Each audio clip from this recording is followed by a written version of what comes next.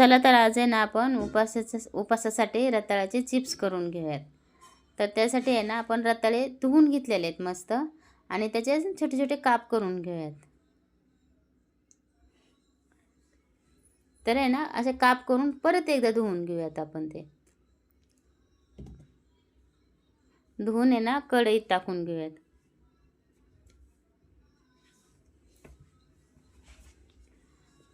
आणि त्याच्यात आहे ना तूप आणि साखर टाकून घेऊयात.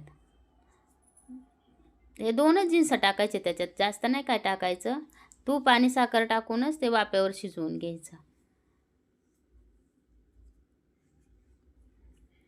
हे चिप्स आहे ना आपले थोडेसे झाकून ठेवूयात. शिजले आता हे काढून घेऊयात आपण. आता आहे ना वरईच्या पिठाची त्याच्यात आहे ना गरम पाणी करून टाकूयात आपण. कारण गरम पाणी टाकलं ना तर सॉफ्ट पीठ होतं आणि मऊ म्हणजे नाही का भाकर पण मऊ होते, अशी कडक भाकर होत नाही गरम पाण्याने. त्याच्यासाठी गरम पाणी करूनच टाकायचं वरईच्या पिठात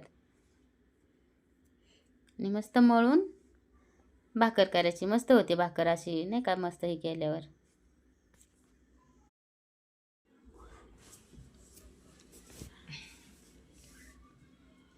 असं पीठ चांगलं मळलं ना तर मस्त भाकर होते, मग मस्त फुगली पण नाही का.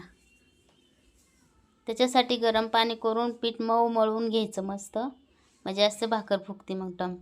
तर आता उपासासाठी आहे ना बटाटा करून घेऊ आता आपण. तर त्याच्यासाठी 4 बटाटे घेतलेले आहेत, उकडून घेतलेले आहेत बटाटे आणि थोडीशी हिरवी मिरची घेतलेली आहे. तर आता आहे ना हिरवी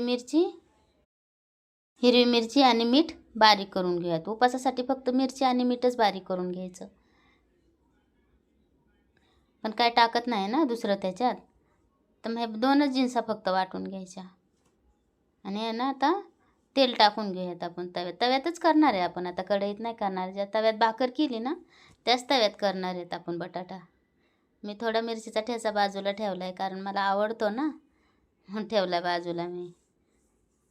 आता मिरचीचा ठेचा चांगला परतला ना मग बटाटा टाकून घ्यायचा त्याच्यात आणि मस्त परतून घ्यायचा बटाटा.